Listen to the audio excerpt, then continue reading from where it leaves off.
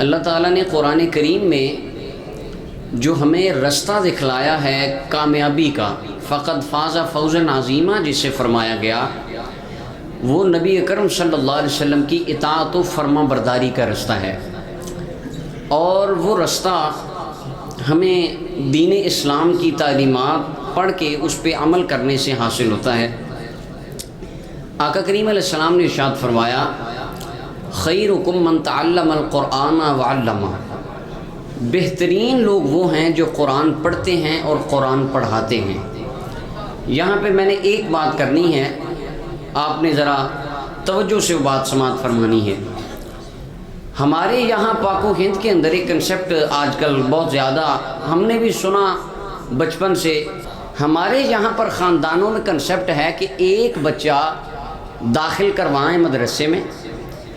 2 3 4 سال لگا کے وہ حافظ قرآن بن جائے، بس پھر کیا ہوگا، 7 پیڑھیاں بخشی جان گیاں۔ اس کے بعد ہم اس بچے کو مدرسے سے نکال لیتے ہیں، دستار فضیلت پہ والدین آتے ہیں، ہار پہناتے ہیں، منہ ماتھا چومتے ہیں،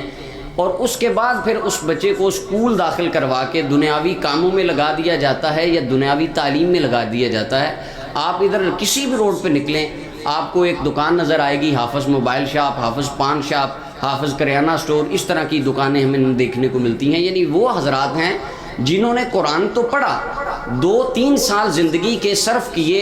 مدرسے میں رہ کر، صرف اس لیے کہ بس 7 پیڑھیاں بخشوا لے گا۔ وہ والدین کو ہوتا ہے کہ بس ہم جنتی ہیں، وہ سر پہ سورج والا وہ ایک تاج ہو جائے گا، بس اب یہ مقصد پورا ہو گیا۔ اتنا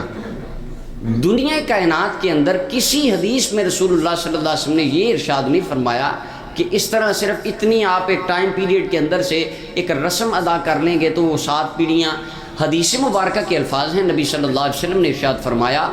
من علم القرآن وعمل بما فی، جس نے قرآن سیکھا اور اس کے اوپر عمل بھی کیا۔